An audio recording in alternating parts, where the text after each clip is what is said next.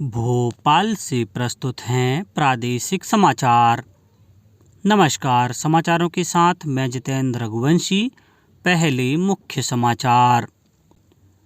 प्रदेश में राज्यसभा की 5 सीटों पर चुनाव के लिए उम्मीदवार घोषित। नीति आयोग ने देश की विकास प्रक्रिया को गति और निश्चित दिशा प्रदान की है, कहा मुख्यमंत्री डॉक्टर मोहन यादव ने।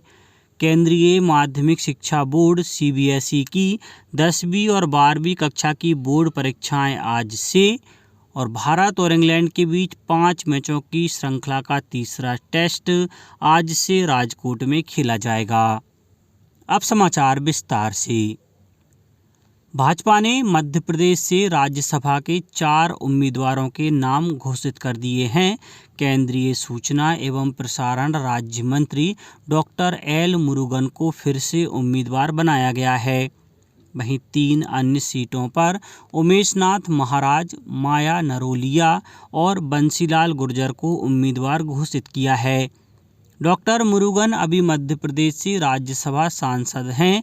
माया नारोलिया भाजपा महिला मोर्चा की अध्यक्ष हैं, जबकि बंसीलाल गुर्जर मंदसौर के किसान नेता हैं। उमेश नाथ महाराज वाल्मीकि धाम उज्जैन के संस्थापक हैं। वहीं कांग्रेस ने अशोक सिंह को अपना उम्मीदवार घोषित किया है। श्री सिंह वर्तमान में मध्य प्रदेश कांग्रेस कमेटी के कोषाध्यक्ष हैं। प्रदेश में राज्यसभा की कुल 5 सीटों पर चुनाव होने हैं। इनमें से 4 भाजपा को और 1 कांग्रेस को मिलना तय है। राज्यसभा के लिए नामांकन आज तक जमा होंगे। मतदान इस महीने की 27 तारीख को होगा। मुख्यमंत्री डॉक्टर मोहन यादव ने कहा है कि राज्य स्तर पर विनिर्माण क्षेत्र में वृद्धि देश की संपूर्ण अर्थव्यवस्था की प्रगति का मार्ग प्रशस्त करती है। भोपाल में नीति आयोग की भारत के विनिर्माण विकास में प्रदेश की सहभागिता विषय पर 1 दिवसीय कार्यशाला के शुभारंभ सत्र को संबोधित करते हुए उन्होंने कहा कि विनिर्माण क्षेत्र बड़ी संख्या में रोजगार के अवसरों का सृजन करता है। डॉक्टर यादव ने कहा कि नीति आयोग ने देश की विकास प्रक्रिया को गति और निश्चित दिशा प्रदान की है। पंचवर्षीय योजनाओं के काल में अव्यावहारिक दृष्टिकोण और योजनाओं ने देश की प्रगति को प्रभावित किया। सकारात्मक सोच के अभाव में क्षमता, योग्यता व सामर्थ्य होते हुए भी देश में प्रतिभाएं घुटन महसूस करती थीं। प्रधानमंत्री श्री मोदी के नेतृत्व में पारदर्शिता, जवाबदेही और जनता के विश्वास के साथ योजनाएं क्रियान्वित हो रही हैं। राष्ट्रीय कृषि और ग्रामीण विकास बैंक नाबार्ड द्वारा भोपाल में राज्य ऋण संगोष्ठी 2024-25 का आयोजन किया गया।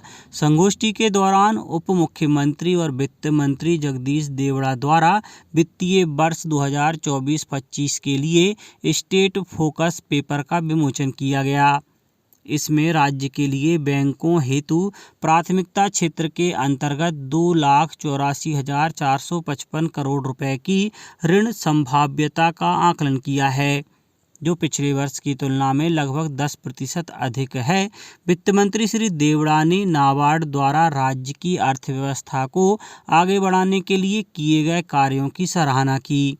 उन्होंने बैंकों और राज्य सरकार के प्रतिनिधियों से आह्वान किया कि वे मिलजुल कर कार्य करें, जिससे प्रदेश के ग्रामीण और कृषि क्षेत्र का विकास किया जा सके।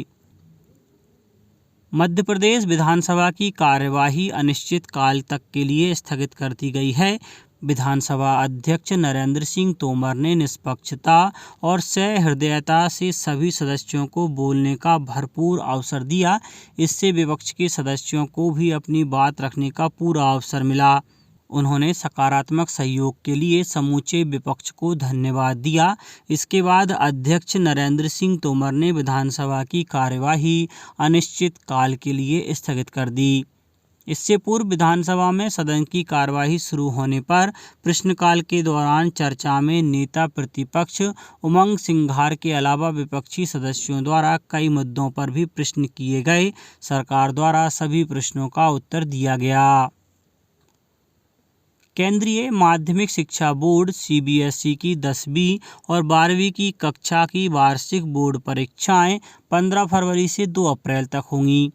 सीबीएसई ने इन बोर्ड परीक्षाओं के बारे में अफवाहों और फर्जी सूचनाओं के संबंध में एक परामर्श जारी किया है। बोर्ड ने कहा है कि वह फर्जी खबरें और अफवाहें फैलाने वालों की पहचान करने और उनके खिलाफ कार्रवाई करने के लिए सतर्क और सक्रिय है।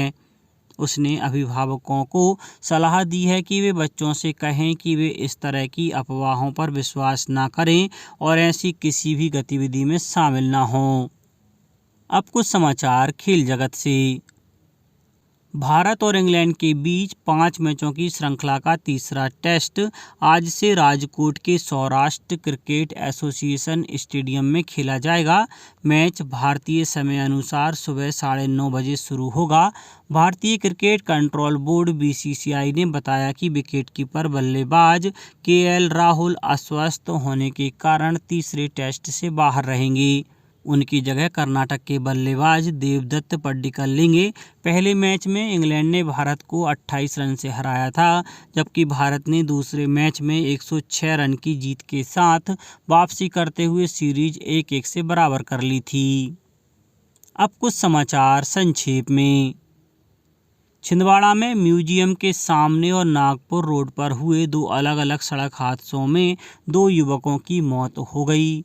उच्च न्यायालय ने ओमकारेश्वर सौर ऊर्जा परियोजना से प्रभावित मछुआरों की याचिका पर राज्य सरकार और परियोजनाकर्ता Rewa ultra mega solar limited को जवाब देने हेतु नोटिस जारी किया है।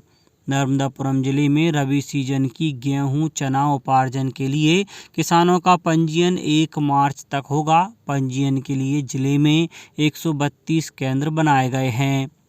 शहडोल जिले में खाद्य प्रसंस्करण की 43 इकाइयाँ लगाई जा चुकी हैं और 38 इकाइयाँ लगाई जा रही हैं।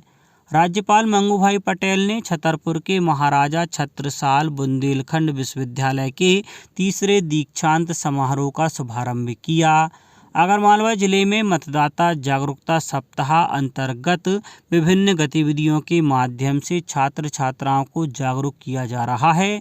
और शिवपुरी में भारतीय स्टेट बैंक द्वारा शासकीय कन्या शिक्षा परिसर और शासकीय आदिवासी महाविद्यालय कन्या छात्रावास में स्वच्छता को बढ़ावा देने के लिए कार्यशाला आयोजित की गई।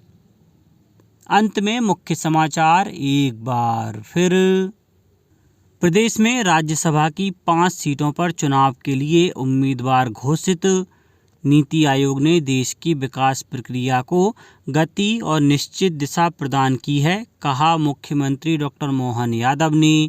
केंद्रीय माध्यमिक शिक्षा बोर्ड सीबीएसई की 10वीं और 12वीं कक्षा की बोर्ड परीक्षाएं आज से और भारत और इंग्लैंड के बीच 5 मैचों की श्रृंखला का तीसरा टेस्ट आज से राजकोट में खेला जाएगा। आज के इस बुलेटिन में बस इतना ही। नमस्कार।